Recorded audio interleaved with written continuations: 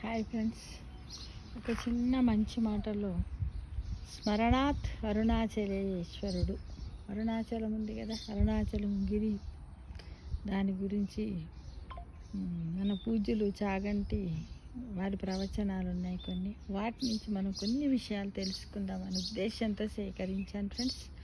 అవేంటంటే, చాగంటి గారు చెప్తారు, దర్శనాత్ ప్రసీదసి జనానాథ్ కమలాలయే కాశ్యంతు మరణాన్ముక్తిం స్మరణాతు అరుణాచలే.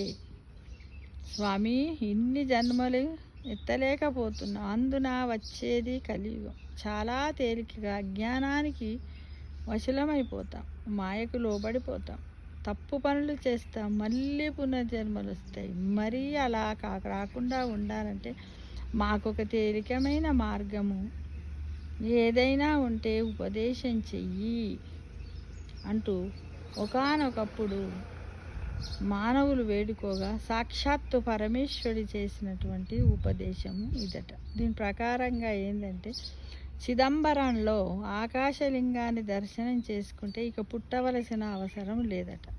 చిదంబరంలో దర్శనం అంటే అక్కడ మారేడు దళాల దండలు ఉంటాయంతే. ఆకాశం అంటే అంతా నిండిపోయి ఉంటుంది. అంతటా నిండిన ఆకాశంలో అన్నీ ఉంటాయి. అటువంటి ఆకాశాన్ని అనంతంగా నిండిపోయిన ఆకాశ స్వరూపాన్ని ఒక గోడగా చూపించి దానికే మారేడు దళాలు వేస్తారట. అంతటా నిబిడీకృతమైపోయి ఉన్నది పరమేశ్వర స్వరూపం అని అర్థం చేసుకోగలిగే వాడికి చిదంబర దర్శన రహస్యం తెలుస్తుంది. లేనివాడికి చిదంబర దర్శనము అర్థము కాదు అని చెప్పారు. అందుకే భక్తులు, మహాప్రభో మాకది ఎలా నిలబడుతుంది, అంత తేలిక సాధ్యము కాదు, ఇంకొంచెము తేలిక మార్గం చేసి చెప్పండి అన్నారు.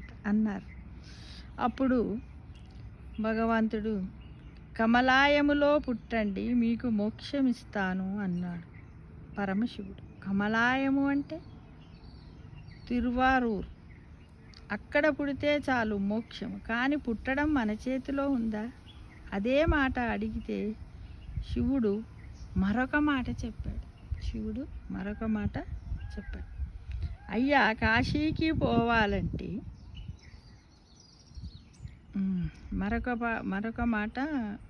మరొక మాట చెప్పాడు. ఏంటిదది? కశ్యంతు మరణాన్ముక్తి అంటే, పోని, పుట్టడము నీ చేతిలో లేదు, నీ కర్తవ్యాలన్నీ అయిపోయాయి అనుకున్నప్పుడు కాశీకి వెళ్ళిపోయి కాశీ పట్టణములో ఉండిపోయి అక్కడ శరీరాన్ని విడిచిపెట్టేస్తావా? మోక్షం ఇచ్చేస్తాను అన్నాడట శివుడు. అయ్యా, కాశీకి పోవాలంటే అంత తేలిక? పిల్లల్ని మనవల్ని వదిలేసి, పైగా నేను వెళ్దామనుకునే లోపల శరీరం వదిలిపెడితే ఎలా సాధ్యమవుతుంది?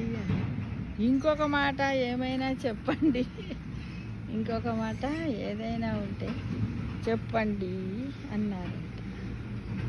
ఇంకొక మాట అంటే,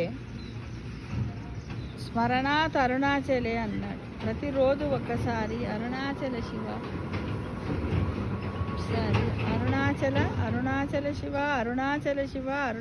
శివ అని మనస్సులో అరుణాచల క్షేత్రాన్ని నువ్వు స్మరణ చెయ్యగలవా?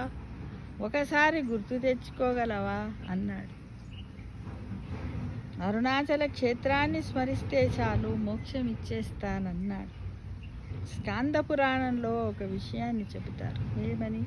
ఒక జీవుడు ఆ జన్మ పరంపరల్లో ఎప్పుడైనా అరుణాచల క్షేత్ర ప్రవేశం చేస్తే ఆ జీవుని యాత్రలో వీడు అరుణాచల ప్రవేశం చేశాడు అని ఒక ఎర్రగీత పెడతారట.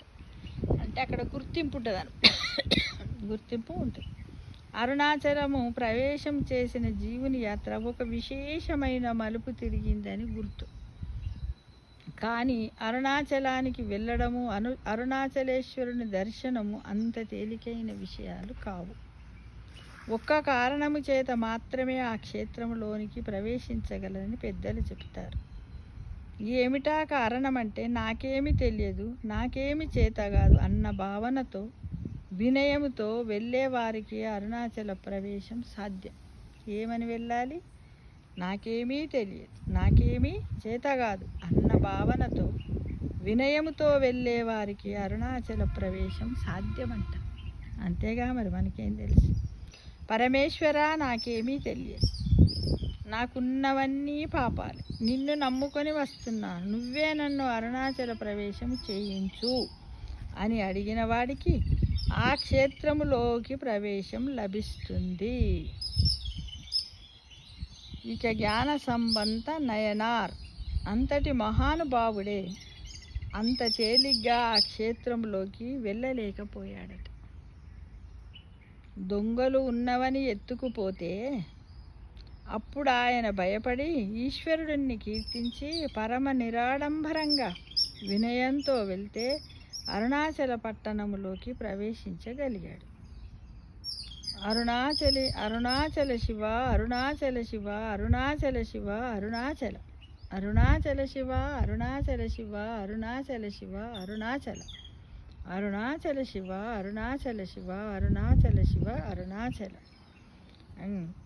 అయితే మనం ఏంటంటే ఇంతమంది ఉన్నంటే మనం హిందువునని గర్వించాలి, మనం హిందువుగా జీవించాలి. మన హిందూ ధర్మసూత్రాల ప్రకారము మన సంస్కారాలను, మన నైతిక విలువలను, మన హిందూ ధర్మాలన్నింటినీ కూడా మనం కాపాడాలి. మన దేశ సంస్కృతిని కూడా కాపాడే బాధ్యత మన ప్రతి ఒక్క హిందూ పైన ఉన్నది. తప్పకుండా ప్రతి ఒక్కరూ మన హిందూ మత గ్రంథాలైనటువంటి భగవద్గీత, రామాయణము, భాగవతము, మహాభారతం వంటి పుస్తకాలన్నింటిని కూడా మన పిల్లలతో చదివించాలి ఫ్రెండ్స్. మన పిల్లలు పెద్ద ప్రయోజకులై బాగా డబ్బు సంపాదించి ఇట్లా అమెరికా, కెనడా, ఆస్ట్రేలియా, లండన్ పోవాలని ఎలా కోరుకుంటాము, అలానే మాకు పిల్లలు కూడా ఇలాంటి పుస్తకాలు చదివి ఎంతో జ్ఞానాన్ని సంపాదించుకొని ఒక పెద్ద భాండాగారం, జ్ఞాన భాండాగారం లాంటి అక్షయ పాత్ర కూడా మా పిల్లలకు మేము ప్రసాదించాలని భగవంతుని వేడుకుంటూ ఈ రోజు నుండి మనమందరం మన పిల్లల్ని ఇవన్నీ చదివించడానికి, ఈశ్వరునిపై నమ్మకం కలిగేటట్లు ఉండడానికి, మనకు తెలిసిన చిన్న పెద్ద విషయాలన్నింటిని కూడా మన పిల్లలకు నేర్పించాలని మిమ్మల్ని అందరూ ఆశిస్తున్నాను. Thank you.